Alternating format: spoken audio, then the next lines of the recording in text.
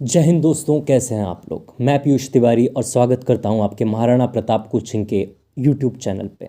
दोस्तों, पिछले वीडियो में हमने भारत की प्रमुख जनजातियों के बारे में पढ़ा था। दोस्तों, ये राजस्थान की जनजातियों की पहली वीडियो है और हम कुछ प्रमुख जनजातियों के बारे में इस वीडियो के अंदर बात करने वाले हैं।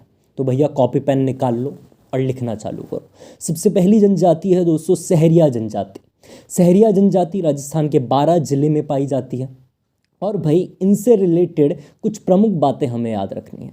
सबसे पहली प्रमुख बात याद क्या रखनी है कि भैया ये सबसे पिछड़े वर्ग में आता है। दूसरा, इनकी कुल देवी का नाम आप हमेशा याद रखना, कैसे कुल देवी और कैसे कोड़िया माता। उसके अलावा ये तेजा जी देवता और भैरू जी को मानते हैं, उनकी पूजा करते हैं। भाई राजस्थान के अंदर ही नहीं बल्कि पूरे भारतवर्ष में इनकी लठमार होली सबसे ज़्यादा प्रसिद्ध है। और सबसे अच्छी बात अगर इस सहरिया जनजाति की है तो वो ये है कि ये दहेज जैसी कुप्रथा को नहीं मानते और किसी के मरने के बाद में श्राद्ध नहीं करते।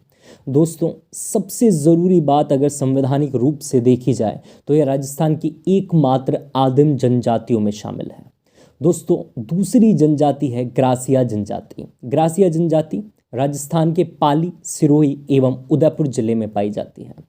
भाई देखो, सिंपल सी बात है, हम सबको पता है कि हिंदुओं की सबसे प्रमुख नदी और सबसे पवित्र नदी कौन सी है? गंगा। वैसे ही ग्रासिया जनजाति की सबसे पवित्र नदी जो है या पवित्र झील अगर मैं कहूँ तो वो राजस्थान की नक्की झील है।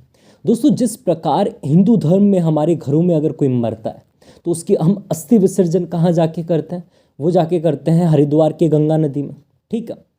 उसी प्रकार ग्रासिया जनजाति में अगर कोई मर जाता है तो उनका अस्थि विसर्जन नक्की झील में किया जाता है। दोस्तों, हमें ग्रासिया जनजाति के कुछ प्रमुख मेले याद करने हैं। पहला प्रमुख मेला कौन सा है भाई? कोटेश्वर मेला। दूसरा चित्र विचित्र मेला एवं तीसरा गणगौर मेला। भाई गणगौर मेला में होता क्या है? ग्रासिया जनजाति में अगर किसी का लव अफेयर है तो गणगौर मेला में उनकी शादी करा दी जाती है। तीसरी जनजाति हमें याद रखनी है सांसी जनजाति। सांसी जनजाति कहाँ पाई जाती है? सांसी जनजाति राजस्थान के भरतपुर जिले में पाई जाती है। भाई इनका सबसे खास बात यह है कि यह जनजाति भाकर बाबा कौन है? भाकर बाबा सांसी जनजाति के एक देवता हैं। इनकी कसम खाने के बाद में ये झूठ नहीं बोलते हैं। मान लो कि कल को एक छोटे बच्चे ने कोई पेंसिल चोरी कर ली और वो सांसी जनजाति से आता है तो दूसरा आदमी क्या कहेगा? भाई भाकर बाबा की कसम खा कि तूने पेंसिल चोरी नहीं की, तो वो झूठ नहीं बोल पाएगा। दूसरी इनकी प्रमुख विशेषता क्या है? ये एक ऐसी जनजाति है जो विधवा विवाह नहीं करती। मान लो कि किसी औरत का पति मर गया, ठीक है, अगर वो जवान है तो भाई अक्सर हम शहरों में क्या देखते हैं कि वो विधवा जो होती है वो पुनर्विवाह कर लेती है, लेकिन सांसी जनजाति में विधवा का पुनर्विवाह नहीं होता। सबसे ज़रूरी बात क्या है? जैसे कि हर जनजाति के अंदर कोई लोक माता है, लोक देवता है, ठीक है, या कुल देवी होती है, तो यहाँ पे सबसे प्रमुख देवी या माता कौन सी है? सिकोदरी माता है, ठीक है। अगली जनजाति पे हम चलते हैं जिसका नाम है कंजर जनजाति। दोस्तों, यह जनजाति बूंदी, कोटा, बारा एवं झालावाड़ में पाई जाती है। इनकी कुल देवी का नाम है जोगणिया माता। उसके अलावा ये सवाई माधोपुर की चौथ माता को भी मानते हैं और भैया ये हनुमान जी के बड़े भक्त हैं, ठीक है। एक सबसे प्रमुख बात इनकी जो है कि अगर आप कंजर जनजाति के लोगों के घरों में जाओगे तो पिछले हिस्से में आपको खिड़की ज़रूर मिलेगी। तीसरी सबसे प्रमुख बात क्या है? हमारे भारत का जो राष्ट्रीय पक्षी है वो मोर कहलाया जाता है और ये मोर का मांस खाने के लिए पूरे भारत में प्रसिद्ध है। और सबसे इम्पॉर्टेंट बात, सबसे ज़रूरी बात क्या है? ये हाकम राजा का प्याला पीने के बाद झूठ नहीं बोलते।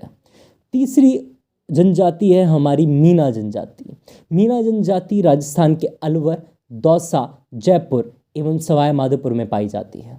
दोस्तों, ये जनजाति राजस्थान की सर्वाधिक आबादी वाली जनजाति है। अगर हम बात करें कि भैया सबसे ज़्यादा पढ़ी लिखी जनजाति कौन सी है राजस्थान में, तो वो मीना जनजाति है। अगर आप किसी भी सरकारी विभाग में जाओगे तो हमारे मीना भाई आपको सबसे ज़्यादा मिलेंगे, ठीक है भाई। तीसरी सबसे इम्पॉर्टेंट बात, सबसे महत्वपूर्ण हमें बात क्या याद रखनी है कि भाई इनके प्रमुख देवता का नाम क्या है? तो इनके प्रमुख देवता का नाम है भूरिया बाबा। दोस्तों, यही कुछ प्रमुख जनजातियां थी जिसके बारे में हमने आज की वीडियो में बात की। बाकी की प्रमुख जनजातियों के बारे में बात हम इस वीडियो के दूसरे पार्ट में करेंगे। उम्मीद करता हूँ कि आपको ये वीडियो पसंद आई होगी। अगर पसंद आई तो चैनल को सब्सक्राइब कीजिए, वीडियो को लाइक कीजिए एवं अपने सुझाव कमेंट बॉक्स में ज़रूर डालें। बहुत बहुत धन्यवाद। जय हिंद।